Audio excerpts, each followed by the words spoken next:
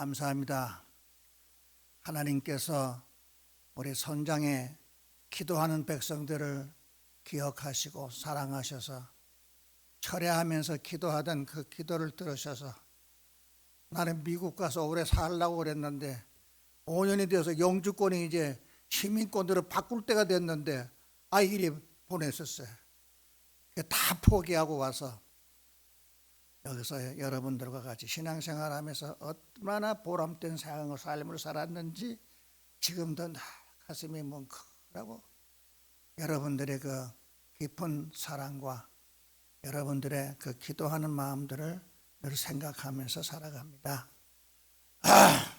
오늘 본문 말씀은 예수님께서 우리를 구원하시기 위해서 십자가에서 손과 발에 못자국, 그 창자국, 머리에 가시관, 가장 고통스러운 그런 방법으로 우리를 대신해서 죽으심으로 우리의 죄를 사해 주셨습니다.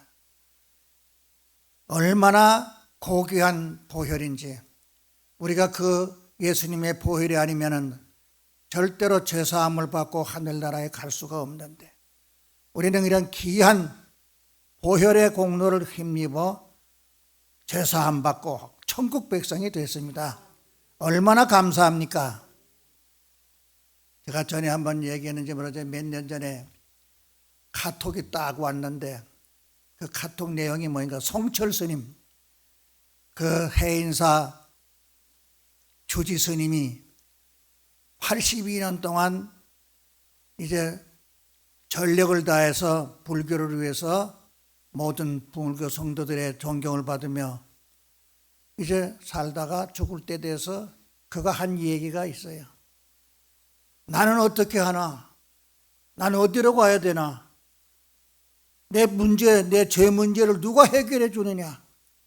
자기가 금강경을 13번 이상 읽었고 거기 보면은 성경에 나오는 예수님 말씀과 똑같은 말씀들이 다 있더라. 근데 한 가지 빠진 게 있더라. 이게 빠진 게 뭔가, 구원이 없더라. 이게 죄를 대신해서 죽어준 사람이 없다. 이게 그렇기 때문에 자기는 여지껏 살아온 것이 헛살았다. 무다.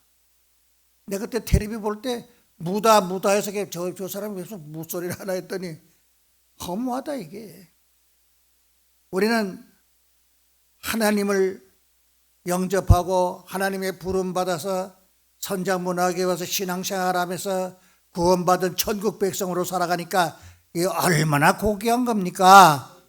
이건 도저히 뭘로 표현할 수가 없어요. 그런데 그 예수님은 그런 십자가를 지시고 그 고통을 받은 3일 만에 부활하신 첫날, 그날 저녁 때 제자들이 무서워서 숨어있는 그 방에 찾아오셨어요. 팔과 다리와 옆구리 창자리를 보니까 제자들이 깜짝 놀라서 무서워서 지금 문 닫아 매고 지금 숨어있는데, 예수 따르던 사람들이라고 예수님을 십자가에 못 박던 무리들이 또 자기들 잡아갈까 봐 겁나서 두려워하고 있는데 와서 너에게 평강이 있을지어다. 그러면서 아버지께서 나를 보내신 것 같이 나도 너희를 보내노라. 우리가 다 보냄받은 성도들이에요. 하나님께서 독생자를 이 땅에 보내서 구원시켰는데 그 구원을 힘입어 우리가 예수 믿고 구원받았으면 이번에는 예수님께서 나도 너희를 보내노라. 아버지께서 나를 보낸 것 같이 나도 너희를 보내노라. 그래서 교회를 여러 가지로 설명 많이 합니다. 예수님 몸이요, 예수님은 교회 머리요. 중요한 것은 교회는 부르심을 받은 성도들의 모임이에요.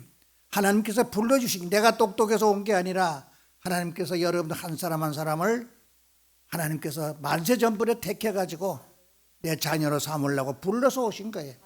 얼마나 감사한 일이에요. 이 세상 사람은 암만 성경을 읽고 공부해도 못 믿어. 부르지 않았기 때문에. 그 유명한 학자들이 이 성경을 얼마나 읽는지 아세요? 공부하려고. 또 더구나 역사학자들은 이 성경을 통해서 구약시대의 시대상을 알 수가 있기 때문에, 그래도 부름받지 못한 사람은 예수를 안 믿어요. 그냥 지식으로만 알고. 그러나 우리 부름받은 사람은 하나님이 참 독생자를 보내서 이 땅에 보내서 우리를 대신해서 십자가의 지심으로 우리가 구원받았다는 것을 믿게 하시고, 그냥 되는 게 아니에요. 성령님이 역사하셔서 우리가 믿게 하시고 우리가 이렇게 나와. 그 다음에 이제 예수님은 뭐라고 말씀해서, 아까 본문 말씀처럼 아버지께서 나를 보내신 것 같이 나도 너희를 보내노라. 그러면서 그 다음에는 내가 오늘 본문 다 안 읽었지만은 숨을 내쉬면서 성령을 받으라.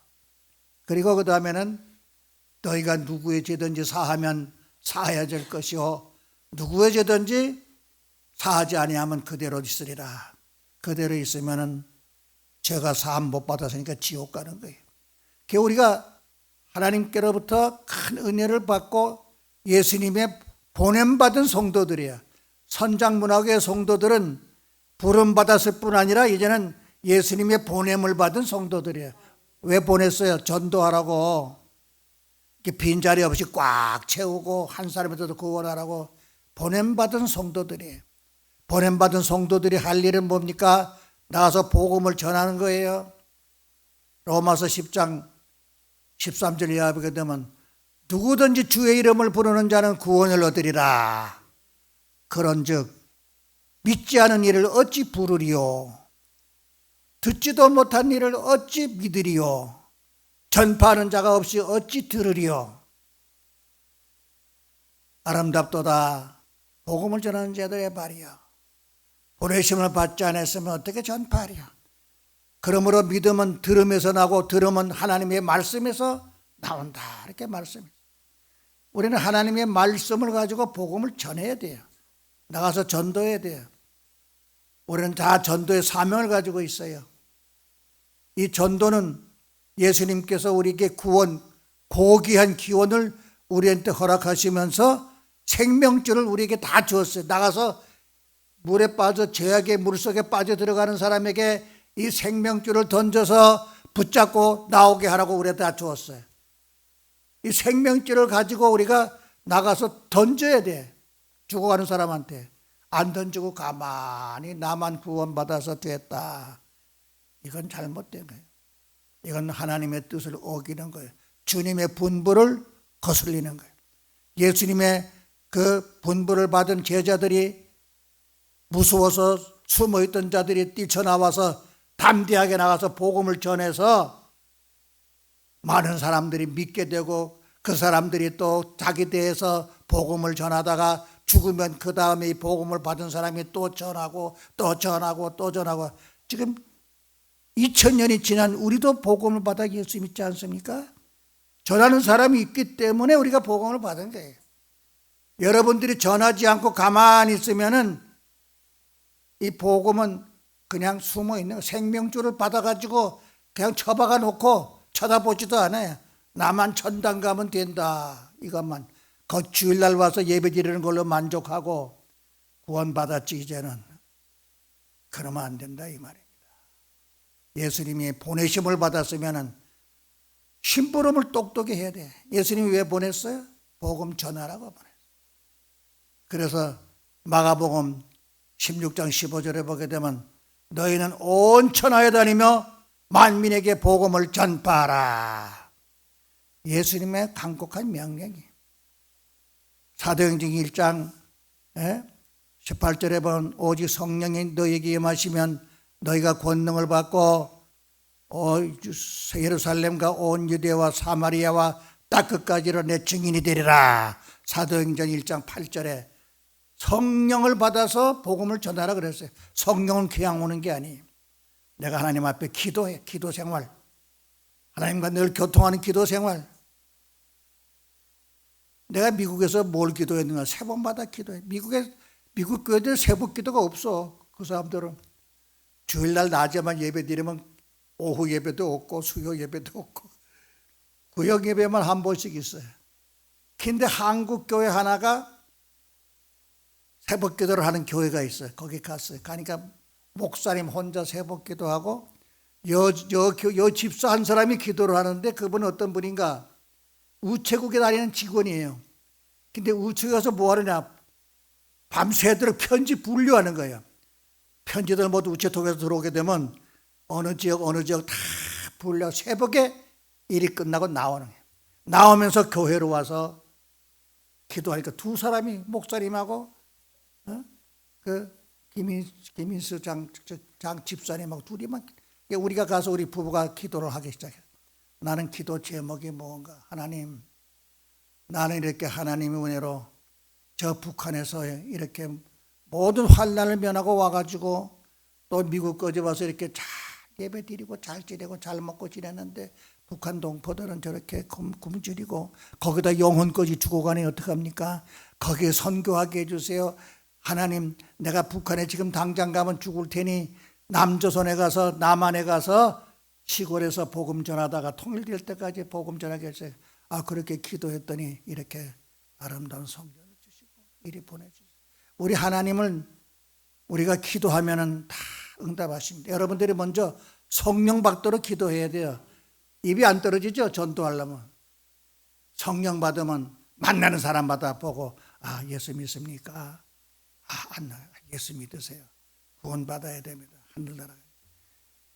예수님은 이 복음을 우리한테 이렇게 귀한 걸 십자가에서 우리를 대속하기 위해서 그 고난을 받으시고 이루어 줬는데 그 생명줄을 받은 우리들은 지금 어떻게 지내는가 한번 돌아봐야 돼요. 뭐 깃발 들고 다니면 전도하고 뭐 전철에서 전도하고 버스 이거 안 해도 돼. 내가 이런 직장에서, 학교에서, 학원에서 자기가 상대하는 사람한테 전도를 해야 돼. 뭐 특별히 나가서 안 해도 돼. 자기가 소속한 곳에서 매일매일 전도, 주일날 예배 드리고 나가면은 매일매일이 전도 생활이에요. 일하지 말라는 게 아니에요. 일하면서 접촉하는 사람들한테 예수 믿느냐 안 믿느냐 물어보고 예수 믿으라 그러고, 이게 우리 임무입니다. 이 전도 의무를 안 하게 되면 어떻게 됩니까? 에스겔서 33장 보게 되면은 내가 이스라엘에 파수꾼을 세웠는데 파수꾼이 나팔을 불어서 칼이 임하는 것을 경고해서 피하지 않게 하고, 그래서 그 사람이 그 죄로 말미암아 죽게 되면은 그 사람은 자기 죄로 죽거니와 그 핏값을 내게 물으리라. 이 복음의 말씀을 듣고 전해야 될 의무를 가진 파수꾼이 안전하면은 그 죄값을 묻겠다 그랬어요. 또 사도 바울도 고린도전서 9장에서 내가 복음을 전할지라도 자랑할 것이 없으면 부득불 할림이라. 만일 내가 복음을 전하지 아니하면 내게 화가 미치리로다. 마태복음 17장에서 예수님은 인자가 아버지의 영광으로 그 천사들과 함께 오리니 와서 각 사람의 행한 대로 갚으리라. 우리가 예수님의 재림을 생각해야 돼요. 제가 제일 두려웠던 게, 제가 공무원 생활하면서 공무원 교육원에서 교육을 사다가 토요일 되면 싹 모두 수료식하고 나가면 조용하면은 극기 훈련하는 우면산 거기 올라가서 혼자 기도해서 하나님, 이렇게 나를 구해줬는데 무슨 주의를 해야 되는데 이렇게 맨날 이렇게 공무원 생활만 하고 이거 안 되는데 하나님 나 좀 주의를 하게 달라고 기도했어요. 왜 두려웠는가? 40이 넘으니까 우리 아버지가 53세 돌아가셨는데, 아이고야 이제 10년 있으면 나도 죽겠구나. 나 죽으면 하나님 앞에 가서 내가 뭐라고 할까? 내가 몇 사람이나 전도했다고 할까? 두렵기 시작하는 거예요. 그래서 그때부터 하나님 앞에 주의를 하게 달라고 기도했더니 이 미국 가게 되고 미국서 신학교 하게 되고 이렇게 먼저 하나님 앞에 내가 주의를 하게 복음을 전하게 해달라고 기도를 해요. 기도해서 성령의 힘을 얻으면은 두려울 것 없이 아무 보고도 그냥 예수 믿습니까? 기도.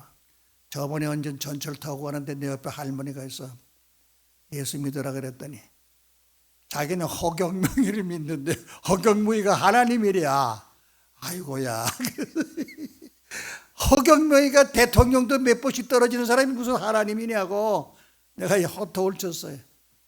이렇게 그래서 전철에 앉은 사람한테도 그렇게 얘기 전할 수 있고, 내가 어디서 물건 사러 갔다가도 기회 있으면, 난 아침에 이제 새벽 기도하고 우리 그 목천 성원교회 그 새벽마다 나가는 개척교회가 있어요. 거기서 끝나고 이렇게 올라오다 보면 CU가 있어.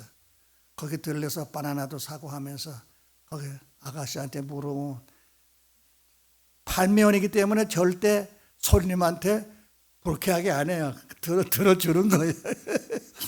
예수 믿습니까? 나갑니다. 어느 게 아이고 참 신앙생활 잘하세요. 어떤 사람은 아이고 안 믿으면 저 지옥 가는데 예수 믿어야 돼요. 성철 스님 얘기하면 불교 믿는다는 불교 성철 스님 얘기를 해주고, 이렇게 만나는 사람한테 항상 나는 복음을 전하는 주님이 보내신, 나는 주님의 전도자다 하는 인식을 가지고 항상 전해야 돼요. 먼저 내 집안 식구들부터 교회 잘 안 나가는 자녀들, 아내, 남편 전도하고 이웃, 친척 다 전도해. 그래서 보게 되면 파수꾼이 칼이 엄을 보고 나팔을 불어서 경고했는데도 그 칼을 피하지 않고 있다가 그 사람이 제함을 당하면 그는 자기 죄로 말미암아 제함을 당하거니와 그 죄를 너한테 묻지 않는다. 네 책임 다 했다. 예수 믿고 안 믿는 것은 내 책임이 아니요. 전할 의무가 있는 거예요. 그러니까 우리는 전해야 돼요. 그걸 우리가 명심해야 돼요. 우리 설교 준비는 잔뜩 해왔는데 어떻게 안 보고 막 예수님을 이렇게 잘 전해서 하나님께 영광을 돌려야 되고, 선장문학의 여러분들은 다 보냄받은 성도라는 걸 명심해야 됩니다. 오늘은 북한 선교주일로 지킵니다. 내가 선장문학회 시작하면서부터 북한 선교를 하나님 앞에 기도해서 이 교회를 주셨는데, 북한 선교를 안 하면 하나님이 길로 할 거예요. 그래서 북한 선교주의를 6월달 6.25를 김에 정해서 총회 수첩 보게 되면 6월달에 북한 선교주의를 정했는데, 이거 지키는 교회가 별로 없어요. 잘못된 거예요. 6월은 호국 보훈의 달이라 그럽니다. 많은 사람이 전쟁터에서 죽었어요. 저 삼각지 용산에 가서 전쟁 기념터에 가보니까 6.25 때 전사한 한국 국군이 15만 얼마예요. 죽은 사람만. 그리고 유엔군이 7만 얼마예요. 완전히 전사한 사람만. 명단이 쫙 써 있어요. 미군이 그때 보니까 3만 7천이라고 돼 있어요. 유엔군의 반 이상이 미군이 죽은 거예요. 우리나라에 복음이 계속 지속되게 하기 위해서 하나님께서 미군을 보내서 이렇게 보존했어요. 안 그러면 부산까지 다. 그래서 한동안 말이 있었어요. 그때 6.25 때 부산에 기독교인들은 신분증을 다 해준다. 북한 애들이 쳐들어오면 배 타고 도망가게 교인들은 다 죽으니까, 이렇게 할 정도로 위태한데 그걸 물리쳤어요. 난 낙동강 건너갈 때마다 철교를 보면서 외관이 어디 붙었나, 나는 외관이 한강 북쪽인 줄 알았어요. 낙동강 북쪽인 줄 알았어요. 그게 낙동강 건너요, 이남이. 거기 10만이 집결해서 인민군이 대구에서 소결행을 열었어요. 다 이제 어떻게 해요? 큰일 났어요. 그러나 하나님은 그걸 다 비시고 99대 동원해서 다 선멸시키고 북진해서 우리나라가 지금 존재하는 거예요. 난 이북에서 맨날 지도 봤어. 나 중학교 2학년 때 6.25 났어요. 지도 보면 맨날 빨갛게 칠하고 부산, 대구, 그래놓고서는 대구도 804는 동굴에 빨갛게 칠하고 여기는 우리 빨주산들이 있다. 부산에는 동네가 또 빨주산이 있다고 동굴에 쳐놔서 부산이. 그렇게 선전을 했는데 그거 다 물리쳐져. 여러분들이 이렇게 자유로운 신앙생활 할 수 있도록 근데 우리는 이렇게 자유로운 신앙생활하면서 북한에 대해서 너무 무관심해요. 지금 북한에 대해서 관심 가지고 기도하는 사람이 몇 사람이나 되는지. 북한은 내가 여러 번 얘기했는데 우리 젊은이들은 똑똑히 알아야 돼요. 작년에 이 천안 아산도에서 은퇴 목사 장로 이제 봄에 이제 소풍을 가는데 선유도 군산 앞바다 선유도 갔다가 오는데 그게 목사 장로만 있는 거예요. 은퇴 목사. 근데 누가 뒤에서 그때 5월 말쯤 되는데 좀 있으면 6월 달이 되는데 6.25가 우리가 생각이 되는데 6.25가 북침이요 남침이요 이렇게 묻더라고. 그래서 그 마이크 달라고 내가 쫙 설명했어요. 나는 북한에서 중학교 2학년 때 6.25를 만났는데 김일성이가 6월 15일부터 25일까지 열흘 동안은 민간인은 기차 타지 마라. 군 작전상. 그렇게 해서 다 병력을 38선으로 이동하고 그리고 또 재밌는 게 네가 무청중대에 있을 때 중대장이 타경호 대위인데 이분이 6.25 때 정주 농업학교 선생이었대요. 근데 토요일 날 24일 날 토요일 날 교직원 회의하면서 내일 12시 25일 날 12시에 중대 방송이 있으니까 꼭 들으라 그러더래요. 중대 방송 6.25 다 정해놓고 지금 하는 거예요. 아침 새벽에 쳐들어왔는데 12시에 무슨 중대 방송을 쳐들어오고 나온 다음에 할 수 있어요. 그러니까 딱 각본이 딱 짜진 거예요. 내일 12시에는 김일성이가 전쟁이 일어났는데 남쪽에서 쳐들어왔으니까 우리가 진격한다. 이 방송을 하는 거를 꼭 들으라는 거예요. 중대 방송이 있다고. 그러니까 이번 사전 계획해가지고 진행한 거예요. 또 무엇이 중요한가? 나는 북한에서 그걸 다 보고 와서 6.25가 북침이라는 거 아는데 여기 오니까 뭐 근거가 없는데 개성지구 야전군 사령관 최경록 장군이 내가 군대 생활을 학부로 나와가지고 육군 상병으로 제대했는데 그분은 참모총장이었어요. 별 3개. 그분이 이리 역전 사고 때 교통부 장관도 하고 주일대사도 와가지고 그 다음에 교육원에 다니면서 민간인들 교육에 와서 강의를 하는데 자기가 6.25 다는 날 38선 지구 최고 사령관이었다는 거야. 개성지구 야전군 사령관. 그런데 대통령이 이승만 대통령이 북한의 평양에 억류 중에 있는 조망식 장로를 꼭 구해오라고 특명을 내려서 자기하고 접하고 있는 북한군 사령관한테 사람 보내가지고 교섭을 했는데 끝내 애들이 나중에는 조망식 선생 보내주고 여기 남한에서는 남로당 당수 김삼년하고 이주와 서대문 형무소에 있는 거 교환하기로 회담했는데 27일 날 하잖아요. 부디 걔들이. 그래서 27일 날 하자고 회의가 토요일 날 딱 끝나기 때문에 아이고 이제 안심이다. 내일 모레 이제 화요일 날에는 교환하겠구나 하고 전부 장병들 당번만 내놓고 외출 보내고 자기는 수색에 있는 서울에 있는 집에 와가지고 주일날 사냥 가려고 옆총을 청소하고 있었다는 거예요. 근데 주일날 그냥 쳐들어온 거예요.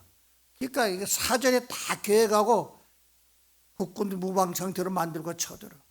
이 사실을 여러 학생들이 잘 알고 있어야 돼. 세월이 가면 자꾸 북침이 남한에서 먼저 쳐들어와서 전쟁이 났다는 사람들이 점점 늘어나. 이런 거짓. 이 늙은 목사가 북한서도 경험하고 남한서도 경험하고 특히 최경록 장군한테 직접 내가 교무회장이기 때문에 안내하면서 그 강의 내용을 다 들어서 내가 얘기하는 겁니다. 확고한 신념이 있어야 돼요. 6.25는 북한이 쳐들어왔다. 계획적으로 27일 날 교환하자 하고 25일 날 쳐들어. 일선 사령관은 서울에 있는 수색에 와서 주일날 사냥 가려고 집에서 엽총 수리하다가 전쟁 만난 거예요. 그런데 어떻게 북침이 돼요? 군인도 없고 사령관도. 이 나중에 전방에 가다가 겁나가지고 찝쳐버리고 민간인 옷을 입고 나왔대. 사복을 갈아입고 사령관이. 그런 상황을 똑똑히 하세요.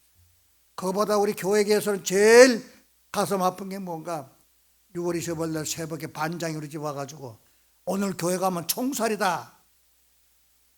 남조선에서 쳐들어와서 교회는 인민군 작전본부로 쓴다. 교회를 수용한 거예요. 그래서 그날부터 북한의 교회는 다 문 닫아버려. 6월 25일 날 새벽 와서 반장. 우리는 북한에 지금 중국에서 선교사 하다가 지금 억류되어 있고, 이 사람들이 전도한 사람들이 지하교회에서 지금 이분들이 어떻게 예배 드리겠습니까? 이분들이 예배를 어떻게 드리겠어요? 당국에 적발되면 죽으니까 굴 속에나 이런 데 숨어서 예배 드리고 있어요. 하나님의 때가, 이 카이로스, 하나님의 시간 되면은 언젠가 북한에서 복음이 선포되는 자유가 올 거예요. 그러면 여러분들도 선교사로 가고 이제 많은 교회들이 가서 복음을 전할 거예요. 그러니까 북한 주민들은 지금 전부 국가 경영 다 하는 데서 한동안은 밥거지 배급 다 먹었어요. 밥 공장. 밥도 집에서 안 하고 공장에서 해서 배급 다 먹고 협동농장에서 일하는 그런 사회. 지금 시장이 생기고 그런 제도가 없어졌다 하더라도 얼마나 열악한지 그분들의 힘으로 교회를 지을 수가 없어요. 남한에 있는 교회들이 선교사만 보낼 게 아니라 물질도 보내고 교회도 건축해주고 해야 돼요. 그때를 대비해서 우리는 북한 선교 헌금을 하고 있어요. 이게 얼마나 아름다운 건지 모릅니다. 하나님이 내가 북한 선교를 해서 기도했더니 나를 이쁘게 보고 목사를 시켜서 선장문화교회 이렇게 아름다운 교회를 지어주고, 개척한 지 1년 만에 지어주고, 지금 30년 와서 지금 최고로 아름다운 화려한 이 모델링을 해서 많은 교회들이 와서 보고 선장문화교회 잘 지었다. 우리는 이렇게 좋은 데서 예배 드리면서 북한 사람들의, 교인들의 어려운 실정을 모른다 하면 안 됩니다. 하나님은 마음만 보고도 축복해 줘요. 나는 북한에 가지도 못하고 마음만 먹었어도 이렇게 90이 되도록 막 설교도 할 수 있고, 차도 운전하고 목천에서 여기까지 오고, 하나님이 하시기에 달린 게, 여러분들이 북한 선교에 대해서 기도하고 헌금하고 하나님은 가만히 있지 않습니다. 사무엘하 보게 되면은 이 솔로몬이 말한 게, 사무엘하 7장 4절에 보게 되면 7장 2절에 보면 왕이 선지자 나단에게 이르되 볼지어다 나는 백향목 궁에 살거늘 하나님의 교회는 휘장 가운데 있도다. 다윗 왕이 자기는 백향목 화려한 궁전에 살면서 하나님의 법궤가 저 장막 속에 있는 것이 마음이 아파가지고 이렇게 나단한테 얘기하니까 나단 선지자가 왕의 마음대로 하소서 성전을 지으셔요. 다윗 왕은 성전 지을 준비를 다 해놓고 지으려고 그러는데 그날 밤에 나단에게 하나님이 말씀하신 말씀이 7장 4절에 그 밤에 여호와의 말씀이 나단에게 임하여 이르되 가서 내 종 다윗에게 말하기를 이와 같이 말씀하시되 네 소환이 차서 네 조상들과 함께 누울 때에 내가 네 몸에서 날 네 씨를 네 뒤에 세워 그의 나라를 견고하게 하리라. 그는 내 이름을 위하여 집을 건축할 것이요 나는 그의 나라 왕위를 영원히 견고하게 하리라. 또 내 왕위가 영원히 견고하리라. 성전 지을 마음만 먹었어도 다윗의 그 마음을 보고 네 자손들이 대대로 왕을 하게 복을 줄 거고 너도 네 수완이 차서 세상 떠날 때까지 왕위를 견고하게 하리라. 이스라엘 사람들이 제일 존경하는 위대한 사람이가 다윗 왕. 다윗 왕 때 영토가 제일 많이 넓었고 가장 강했고 사방에서 조공이 들어오고, 이런 다윗 왕이 그런 축복을 누린 그 근거가 어디 있느냐? 하나님의 법궤가 휘장 가운데 허스름한 데 있다는 것에 마음이 아파서 자기는 왕궁을 짓고 사는데, 오늘 이런 선장문화계 여러분들이 마찬가지. 나는 이렇게 아름다운 성전에서 예배 드리는데 북한 사람들은 지금 어떤 모양으로 예배 드리고 있을까?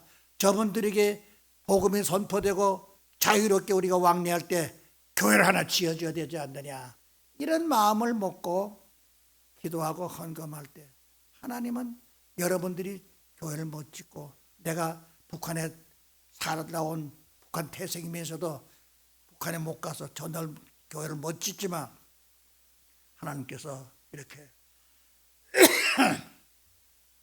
나에게 지금까지 많은 고통 속에서도 하나님이 보호해 주시고 18년 전에는 미국에서 심근경색이 와서 금방 죽을 건데 하나님이 숨을 통하게 하시고 한국에 나와서 수술할 때 여러분들이 또 많이 도와줘서 내가 치료비도 얼마 안 내고 다 깨끗하게 내 핏줄이 낡아서 맥혔는데 그 맥힌 핏줄을 딴 데서 뽑아서 연결해서 그 맥힌 핏줄이 다른 핏줄은 성하겠어? 다 낡아서 70몇 년 썼는데 그 핏줄 가지고 지금 90이 되도록 또 멀쩡히 살아요.